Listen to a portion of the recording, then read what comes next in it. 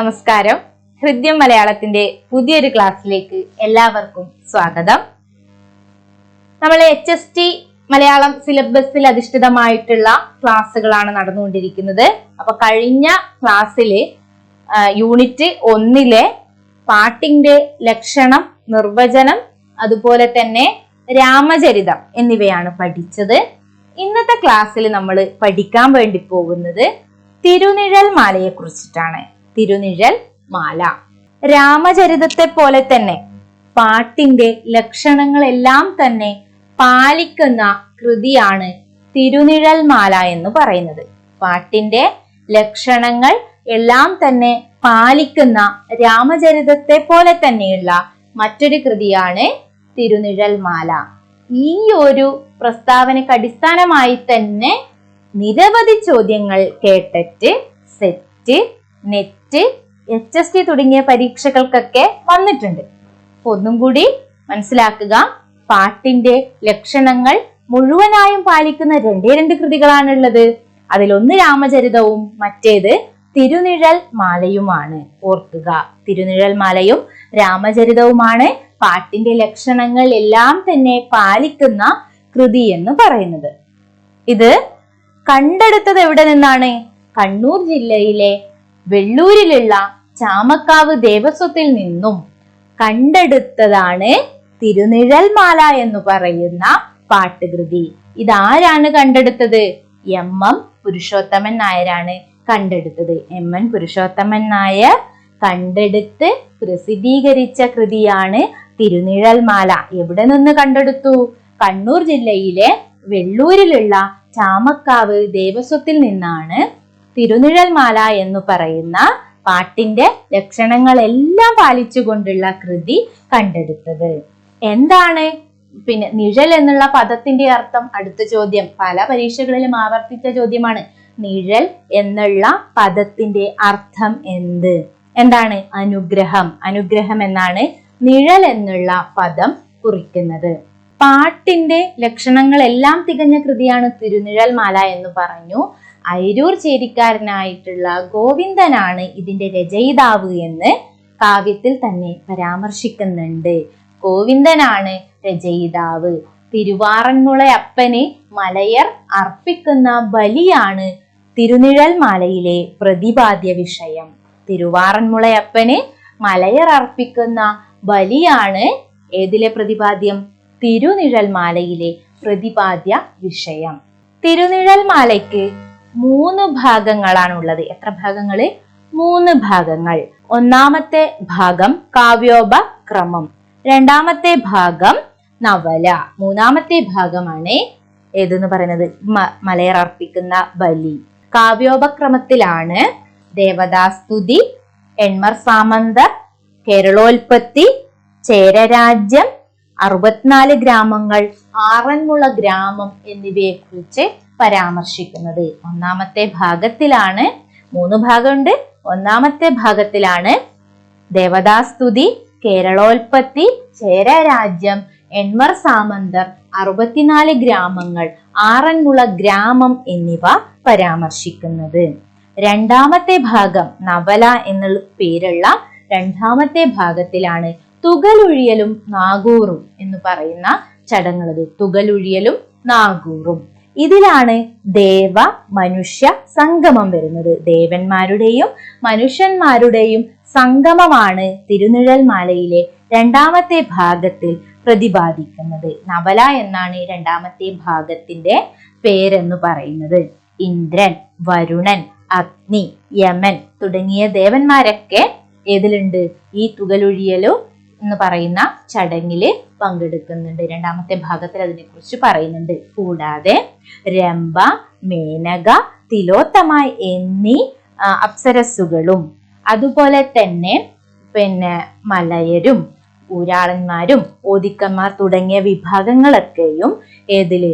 ഈ പറയുന്ന ചടങ്ങിൽ പങ്കെടുക്കുന്നുണ്ട്. അത് ഏത് ഭാഗത്തിലുണ്ട്? ഈ രണ്ടാമത്തെ ഭാഗമായിട്ടുള്ള നവലയില് പറയുന്നുണ്ട്. അപ്പൊ ഇത്രയും കാര്യങ്ങൾ മനസ്സിലാക്കുക. രണ്ടാമത്തെ ഭാഗം എന്ന് പറയുന്നത് ദേവ മനുഷ്യ സംഗമത്തെ കുറിക്കുന്നു. തുകലൊഴിയലും നാഗൂറും ആണ് ഇതിലെ ചടങ്ങ് എന്ന് പറയുന്നത്. ആരൊക്കെയാണ് ദേവന്മാര്? ഇന്ദ്രൻ, അഗ്നി, വരുണൻ, യമൻ തുടങ്ങിയ ദേവന്മാരും രംഭ, മേനക, തിലോത്തമ തുടങ്ങിയ അപ്സരസുകളൊക്കെ ഇതിലുണ്ട്. മലയന്മാര്, ഓദിക്കന്മാര്, ഊരാളന്മാര് തുടങ്ങിയ വിഭാഗങ്ങളെ കുറിച്ചിട്ടും ഇതില് പറയുന്നുണ്ട്. ദേവ മനുഷ്യ സംഗമം, ദേവ മനുഷ്യ സംഗമത്തിന്റെ ഉത്സവ തിമിർപ്പ് എന്നാണ് ഈ ഭാഗത്തെ കുറിച്ചിട്ട് എരുമേലി പറഞ്ഞിരിക്കുന്നത്. ദേവ മനുഷ്യ സംഗമത്തിന്റെ ഉത്സവ തിമിർപ്പ് എന്നാണ് രണ്ടാം ഭാഗത്തെ കുറിച്ചിട്ട് പറഞ്ഞിരിക്കുന്നത്. അതും കൂടി ഓർമ്മിക്കുക. 3 ഭാഗങ്ങളുണ്ട് എന്ന് പറഞ്ഞു. ഒന്നാമത്തെ ഭാഗമായിട്ടുള്ള കാവ്യോപക്രമവും അതുപോലെ തന്നെ രണ്ടാമത്തെ ഭാഗമായിട്ടുള്ള നവലയെ കുറിച്ച് നമ്മൾ പറഞ്ഞു. മൂന്നാമത്തെ ഭാഗത്തിലാണ് മലയർ അർപ്പിക്കുന്ന ബലിയെ കുറിച്ച് പറയുന്നത്.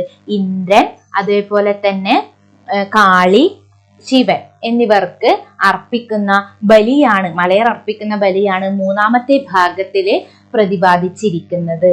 ഇന്ദ്രൻ, ശിവൻ, കാളി എന്നിവർക്ക് മലയർ അർപ്പിക്കുന്ന ബലിയാണ് മൂന്നാമത്തെ ഭാഗത്തില് പരാമർശിച്ചിരിക്കുന്നത്. ഇത്രയും കാര്യങ്ങൾ ഓർമ്മിച്ച് വെക്കുക. ഇനി അടുത്തത് മാമാങ്ക പരാമർശം വരുന്ന പാട്ടുകാവ്യമാണ് തിരുനിഴൽമാല എന്ന് പറയുന്നത്.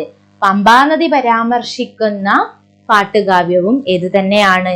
തിരുനിഴൽമാല തന്നെയാണ്. മാമാങ്കത്തെ കുറിച്ച് പരാമർശിക്കുന്നു, പമ്പാനദി പരാമർശിക്കുന്നു, അതേപോലെ പരശുരാമൻ മണിമുറം എറിഞ്ഞാണ് കേരളം ഉണ്ടായത് എന്നുള്ള പരാമർശവും നമുക്ക് തിരുനിഴൽമാലയില് കാണാം. മാമാങ്ക പരാമർശം, പമ്പാനദി പരാമർശം, പരശുരാമൻ മണിമുറം എറിഞ്ഞാണ് കേരളം ഉണ്ടായത് എന്നുള്ള പരാമർശവും തിരുനിഴൽമാലയില് ഉണ്ട്. അതും കൂടി ഓർമ്മിക്കുക.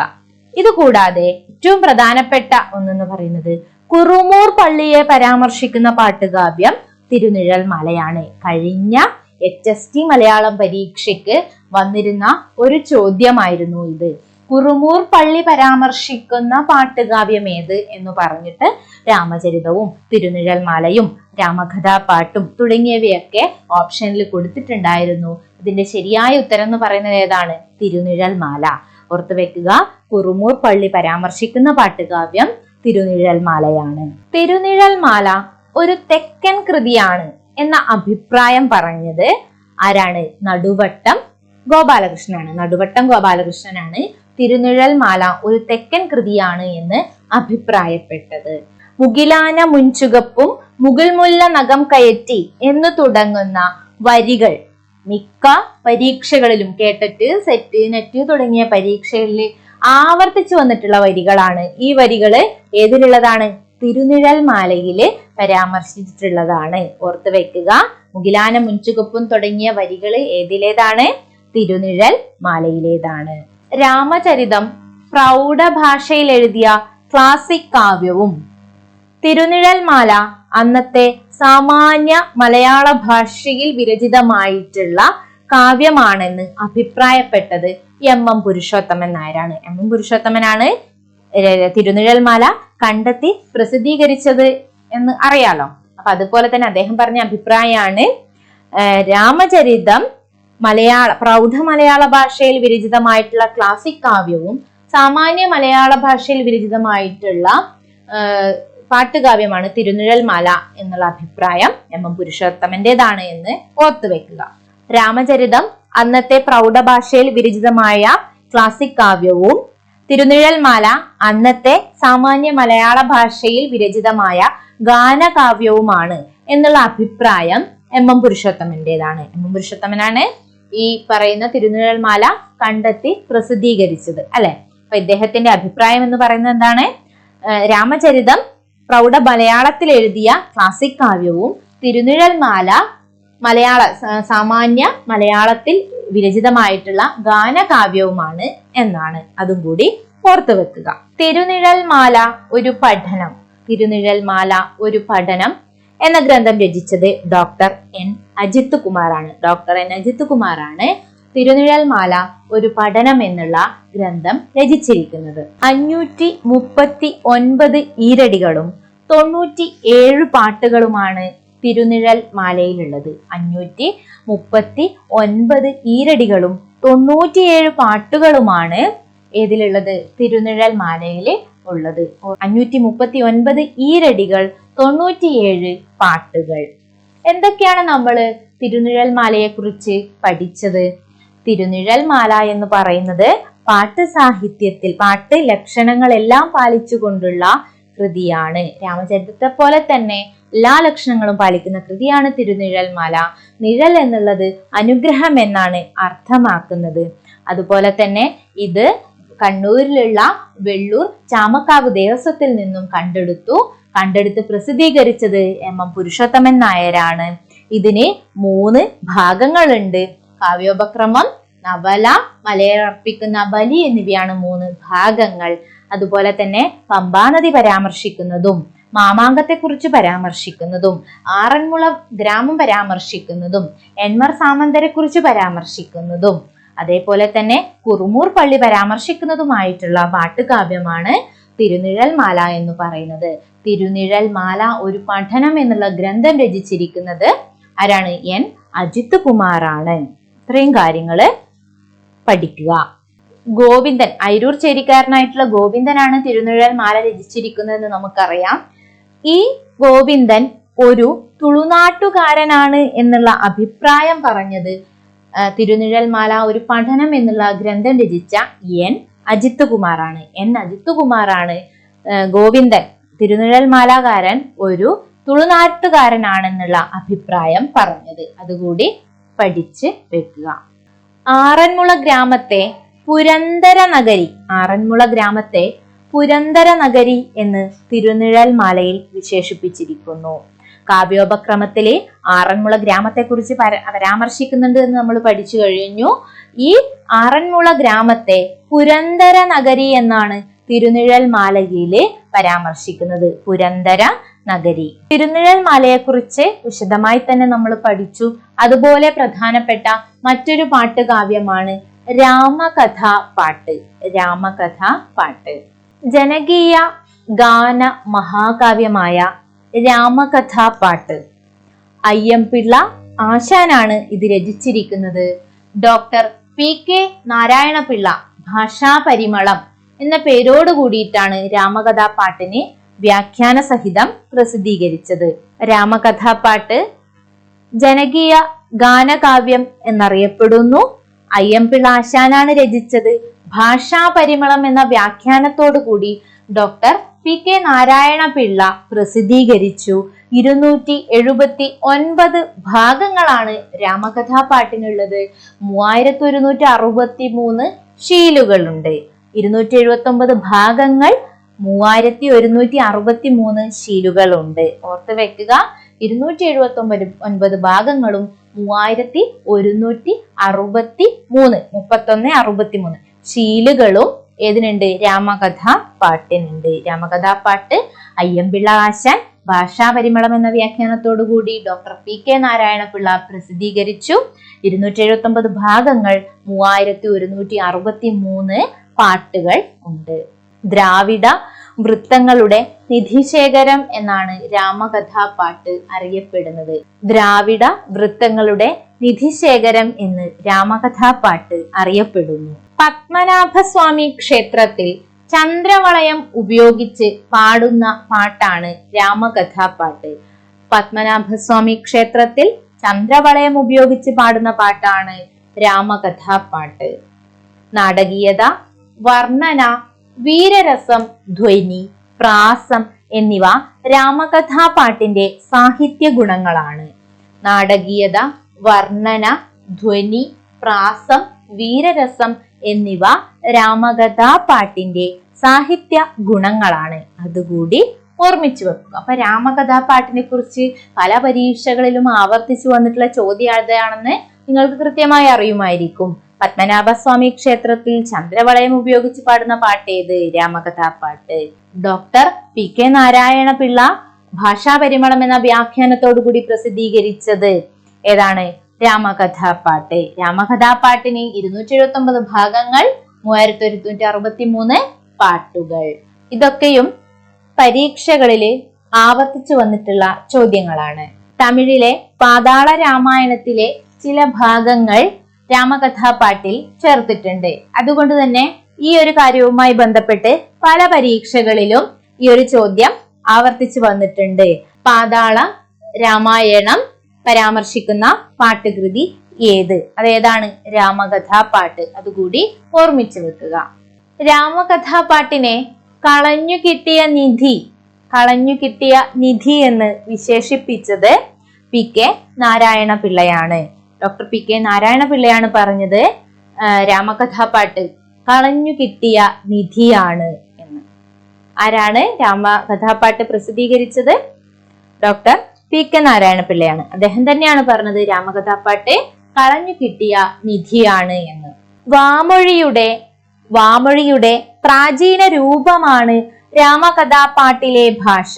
വാമൊഴിയുടെ പ്രാചീന രൂപമാണ് രാമകഥാപാട്ടിലെ ഭാഷ എന്ന് പറഞ്ഞത് ഉള്ളൂരാണ്. വാമൊഴിയുടെ പ്രാചീന രൂപമാണ് രാമകഥാപാട്ടിലെ ഭാഷ എന്ന് പറഞ്ഞത് ഉള്ളൂരാണ്. രാമചരിതത്തിന്റെ വഴിപിടിച്ചുണ്ടായ പാട്ടാണ് രാമകഥാപാട്ട് എന്നുള്ള അഭിപ്രായം AR രാജരാജവർമ്മയുടേതാണ്.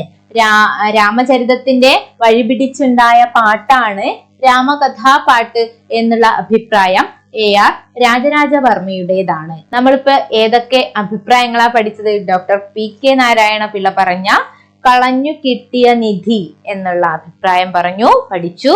അതുപോലെ തന്നെ ഉള്ളൂര് പറഞ്ഞിരിക്കുന്നത് എന്താണ്? വാമൊഴിയുടെ പ്രാചീന രൂപമാണ് രാമകഥാപാട്ടിലെ ഭാഷ എന്ന് ഉള്ളൂര് പറഞ്ഞിരിക്കുന്നു. രാമചരിതത്തിന്റെ വഴിപിടിച്ചുണ്ടായ പാട്ട് കാവ്യമാണ് ഏത്? രാമകഥാപാട്ട്. ആരാണ് പറഞ്ഞത്? AR രാജരാജവർമ്മ. മലയാളത്തിലെ ഏക മുത്തമിഴ് കാവ്യം എന്ന് പറഞ്ഞതും വിശേഷിപ്പിച്ചതും ആര് തന്നെയാണ്? P.K. നാരായണ പിള്ളയാണ്. ഇതൊക്കെ പല പരീക്ഷകളിലും ആവർത്തിച്ച് വന്നിട്ടുള്ള ചോദ്യം തന്നെയാണ്. മിക്ക പരീക്ഷകളിലും ഈ ഒരു ചോദ്യം വന്നിട്ടുണ്ട്. മലയാളത്തിലെ ഏക മുത്തമിഴ് കാവ്യം എന്നറിയപ്പെടുന്നത് രാമകഥാപാട്ടാണ്. അങ്ങനെ പറഞ്ഞിരിക്കുന്നത് P.K. നാരായണ പിള്ളയാണ്. രാമകഥാപാട്ടിനെ കുറിച്ച് എന്തൊക്കെ കാര്യങ്ങളാണ് ഇപ്പൊ നമ്മൾ പഠിച്ചത്? രാമകഥാപാട്ട് എന്ന് പറയുന്നത് ഒരു ജനകീയ ഗാനകാവ്യമാണ്. ഇത് പ്രസിദ്ധീകരിച്ചത് ഭാഷാപരിമളം എന്ന വ്യാഖ്യാനത്തോടു കൂടി പ്രസിദ്ധീകരിച്ചത് ഡോക്ടർ P.K. നാരായണ പിള്ളയാണ്. അതേപോലെ തന്നെ 279 ഭാഗങ്ങളും 3163 പാട്ടുകളുമാണ് ഇതിൽ ഉൾപ്പെട്ടിരിക്കുന്നത്. ഇത് ചന്ദ്രവളയം ഉപയോഗിച്ചുകൊണ്ട് പത്മനാഭസ്വാമി ക്ഷേത്രത്തിൽ പാടിയിരുന്നു. അതുപോലെ തന്നെ നാടകീയത, വർണ്ണന, വീരരസം, ധ്വനി, പ്രാസം എന്നിവ രാമകഥാപാട്ടിന്റെ സാഹിത്യ ഗുണങ്ങളാണ്. രാമകഥാപാട്ടിനെ കളഞ്ഞു കിട്ടിയ നിധി എന്ന് ഡോക്ടർ P.K. നാരായണ പിള്ള വിശേഷിപ്പിച്ചു. മലയാളത്തിലേകം മുത്തമിഴ് കാവ്യം എന്നും P.K. നാരായണ പിള്ള വിശേഷിപ്പിച്ചു. അതുപോലെ തന്നെ രാമചരിതത്തിന്റെ വഴിപിടിച്ചുണ്ടായ പാട്ടാണ് രാമകഥാപാട്ടെന്ന് AR രാജരാജവർമ്മ അഭിപ്രായപ്പെട്ടു. വാമൊഴിയുടെ പ്രാചീന രൂപമാണ് രാമകഥാപാട്ടിലെ ഭാഷ എന്ന് ഉള്ളൂർ അഭിപ്രായപ്പെട്ടു. അപ്പൊ ഇത്രയും കാര്യങ്ങളാണ് നമ്മൾ രാമകഥാപാട്ടുമായി പ്രധാനമായും പഠിച്ചത്. HST മലയാളം സിലബസിലുള്ള 1ാമത്തെ യൂണിറ്റിലെ പാട്ടിന്റെ ലക്ഷണം, നിർവചനങ്ങള്, ആദ്യ പാട്ടുകൃതിയായിട്ടുള്ള രാമചരിതം, അതുപോലെ തന്നെ തിരുനിഴൽ മാല, രാമകഥാപാട്ട് എന്നിവയാണ് നമ്മളിപ്പോൾ പഠിച്ച് കഴിഞ്ഞിരിക്കുന്നത്. അപ്പൊ ഇത് ആവർത്തിച്ച് തന്നെ പഠിച്ചു വെക്കുക, മറന്നു പോവാതിരിക്കാൻ വേണ്ടി ശ്രമിക്കുക. ഏറ്റവും നന്നായിട്ട് തന്നെ നിങ്ങൾക്ക് പഠിക്കാൻ കഴിയട്ടെ. ഇന്നത്തെ ക്ലാസ് ഇവിടെ അവസാനിക്കുകയാണ്. ഹൃദ്യം ചാനൽ ഇതുവരെയും സബ്സ്ക്രൈബ് ചെയ്തില്ല എങ്കിൽ നിങ്ങൾ ചാനൽ സബ്സ്ക്രൈബ് ചെയ്യുക. അതുപോലെ തന്നെ ഞങ്ങളുടെ വീഡിയോസ് നിങ്ങൾക്ക് ഉപകാരപ്രദമാകുന്നുണ്ട് എങ്കിൽ ലൈക്ക് ചെയ്യുക. നിങ്ങളുടെ വിലപ്പെട്ട നിർദ്ദേശങ്ങളും അഭിപ്രായങ്ങളും ഞങ്ങൾക്ക് കമന്റായി രേഖപ്പെടുത്തുക. എല്ലാവർക്കും നന്നായി പഠിക്കാൻ കഴിയട്ടെ എന്നുള്ള പ്രാർത്ഥനയോടുകൂടി ഇന്നത്തെ ക്ലാസ് ഇവിടെ അവസാനിപ്പിക്കുന്നു. നന്ദി.